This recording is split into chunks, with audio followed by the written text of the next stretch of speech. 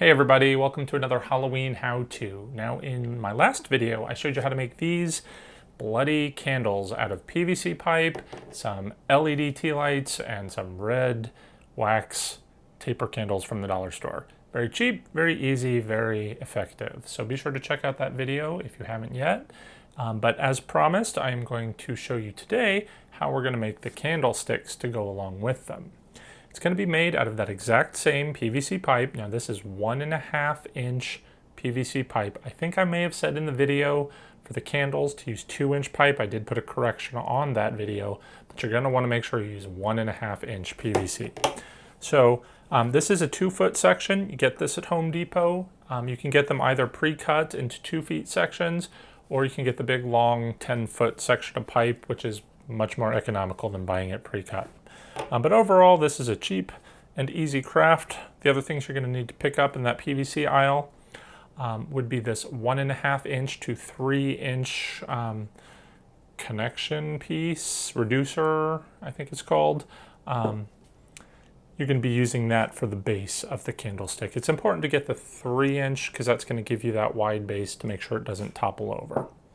Then we're just going to use our PVC pipe to build up the candlestick. We're going to use a coupler to put it in the middle, just to give it a little more detail, because if you were just going to use a long piece of black PVC there for the middle, it's not going to be very interesting at all. So I use the coupler. Now it's very important too that you get the coupler that has the ridge inside, because some of these will just be completely smooth inside, and that's going to be a problem because it'll shift up and down. The one with the ridge inside is going to be, it's going to keep it exactly where it needs to be all the time.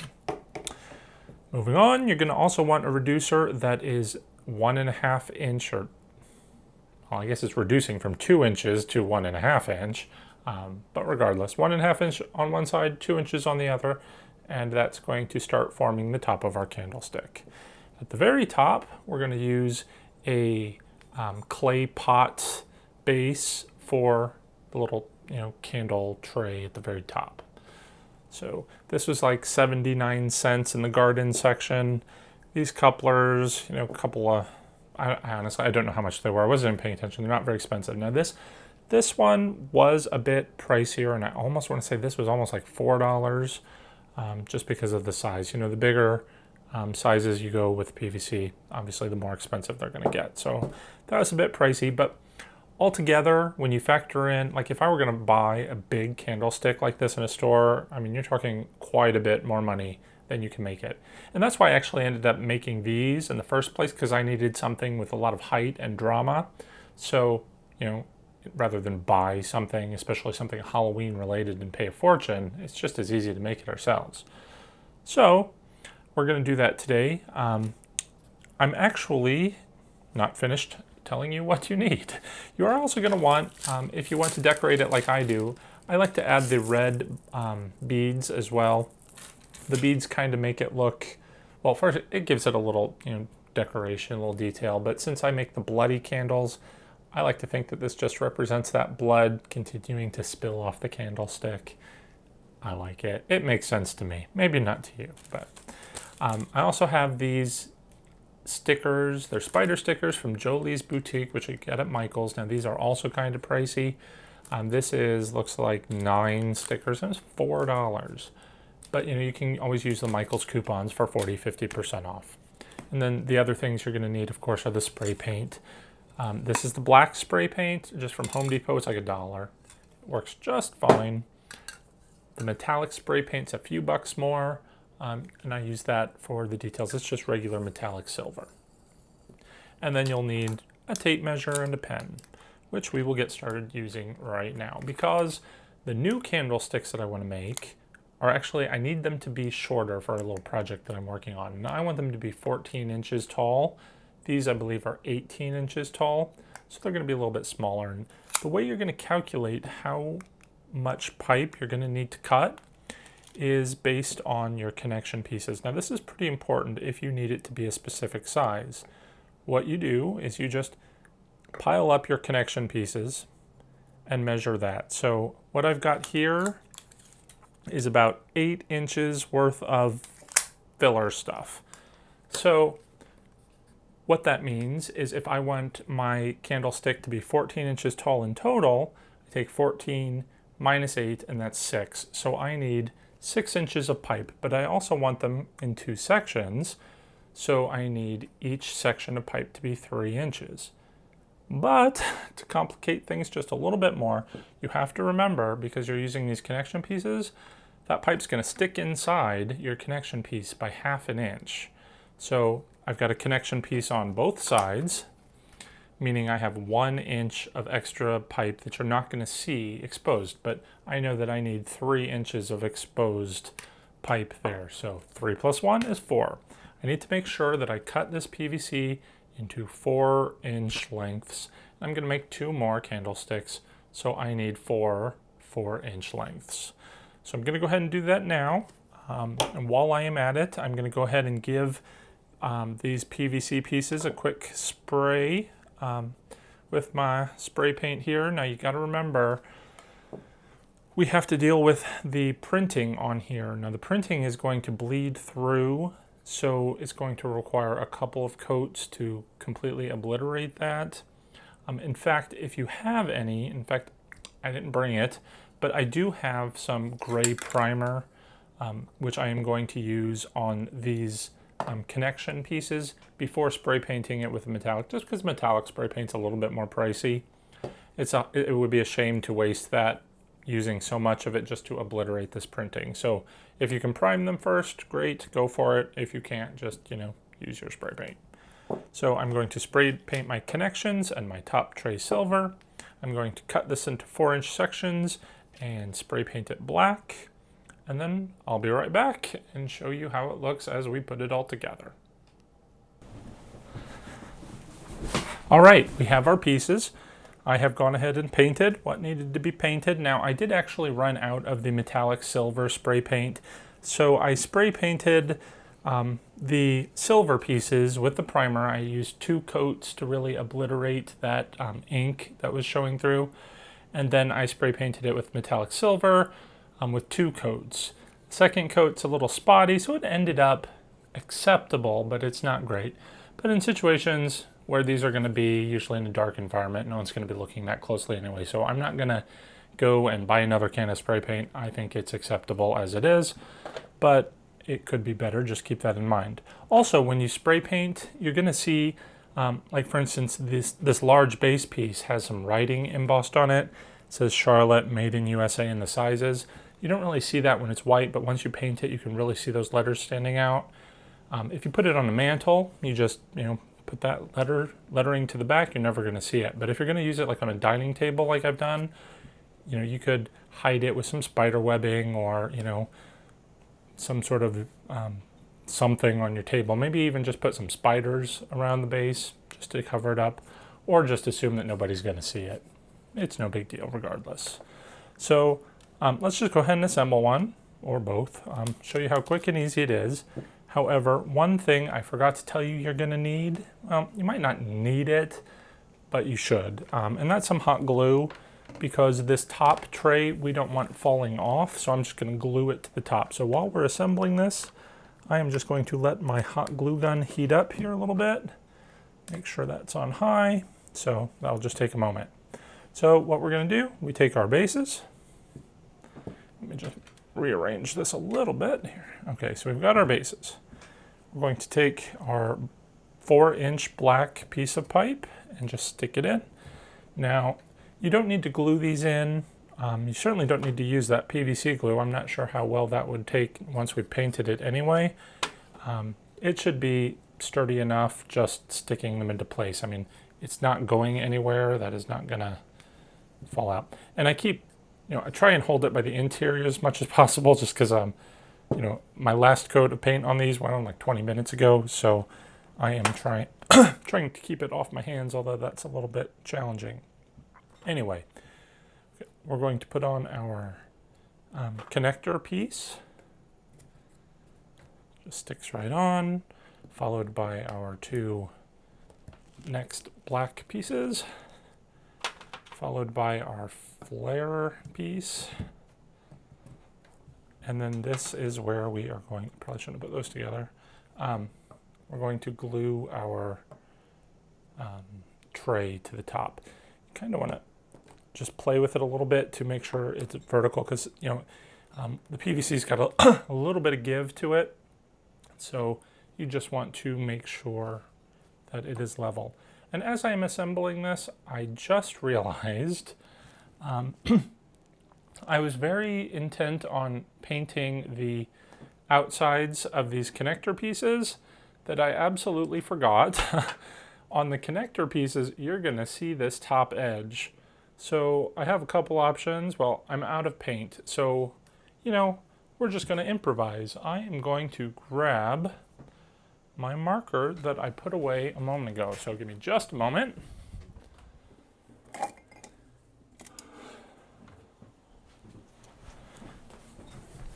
Okay, we're just going to color it black. All right, we're going to pull that apart. You can see some of the paint just kind of pulls off, but once we reassemble it, you're never going to see that because it's going to be hidden underneath the lip here. And see, the more I touch it, this one I kind of messed up painting anyway, but the more you touch it, it's kind of getting messed up. I'm probably going to end up having to repaint this one anyway. But for the moment, I'm just going to run a line of black just along the top, because like I said, I didn't paint it, so it is, you can see all the white and it sort of bleeds through the gray. But once it's colored black, you're not going to see any of that. It's just going to blend right in. Hey guys, okay, so there is nothing worse than finishing up your whole video to go and look at it and find out that the camera stopped recording halfway through. And that's exactly what happened to me. So as you can see, I've actually finished constructing the candlesticks already. I apologize for that, but I'm just going to kind of run you through what I did. I took my marker and I ran it around the top lip of the connector pieces here. And remember, these aren't glued together, so you can just pop it out, run, well, you're not even going to have to do that, because if you do this project, just remember to spray paint at least the top of your connector pieces, then you're not going to have that problem. But, like most things, you have to just roll with the punches. You're going to come up with your project ideas and things are going to go wrong and you have to fix them. But oftentimes I find that it's actually for the best. Like, I'm working on some projects right now with some of my thrift store finds from this month, and it's just totally veered in a completely different direction because I've had problems, so I had to come up with different ideas to address those problems, and the end result was so much better than I anticipated. So never worry about when you forget to paint something, because who knows, it might turn out better. Didn't in this case, but could have. So actually, I did come up with a good idea. I can't show you now because I have already hot glued these pieces to the top, but you could also take one of these, the clay pot trays, flip it upside down and put it at the bottom. It fits just perfectly inside this. And then this little detail at the top, you can also have right at the bottom, that extra little lip. I thought it looked really good, and I might actually retrofit these to incorporate those as well. So project for another day. But also, what that means is if you put the bottom on here, it's not going to be hollow anymore. You'll have your base piece. So you could actually fill the candlesticks with some pea gravel or something if you wanted to add weight to it so that it's not going to tip over. I mean, I'm not worried. I think they're sufficiently heavy enough. It's not going to go anywhere in my opinion, but I'm not you or your household. I don't know if you have a concern that you need to address. So if you do, that's an option. I've gone ahead and taken my spider stickers and put one on either side of the connector piece here, just to give it that spider detail. Now I just eyeballed it, I slapped on the sticker, and that's good enough for me. I'm not the anal person that wants to make sure it is exactly straight and one on exactly either side, because I like the little imperfections. I think it makes it look more unique and interesting. So it works for me, but feel free to make it as perfect as you like it to look. There we go. Again, just hot glue the top so that's not going anywhere. Because really all these pieces just fit so snugly, they'll stay together. But this top tray is going to fall off if you don't hot glue it. All right, so Next up, we're just going to throw some candles on here. I did experiment with a couple of different heights to see what looks best, and I kind of am leaning toward this smaller candle for the smaller candlestick. So let's go ahead and put one on each of these here. And lastly, all we have to do is to finish it up with our dollar store beads. So what I do with these is I just take my scissors and cut it so we have one long strand. And with the strand, I just make a simple knot, a little loop knot. I'm going to loop it right over the candle and let it drape to the side. And I'm going to do that 3 times. And just keep that knot in sort of different spots because you want it to look like a natural drip, and nothing's going to drip at the same, length. So you just eyeball it, make it look as good as possible. Stick these on in basically thirds. So I keep, here's one side, and here's one side. And all together, it just forms a full sort of waterfall effect over the candle. And then the last thing I do is I take one more just to fill out this top tray because, I don't like seeing that empty space in there. So put that in there, let it sort of flatten out, and there we go. It looks like the blood is pooled off the candle. It's pooling in the tray and overflowing. Now, the height or the length of these might be a little long for the shorter candlestick. I mean, they were perfect for my longer candles. I might trim them, but for now I'm just going to live with it and see if I like it. And I think the longer I do that, I probably will just end up liking it and living with it. Let's go ahead and finish this one up real quick, just to give you an idea how quickly we can do this. So there's 2. Got to open up my other set of beads. Like I said, if you had gone with just 3 and not done that top fill, you could get away with just 1 set of these beads. But I like filling that top tray, so let's just do it. And again, these beads are $1 for a whole set, so no big deal. Last one.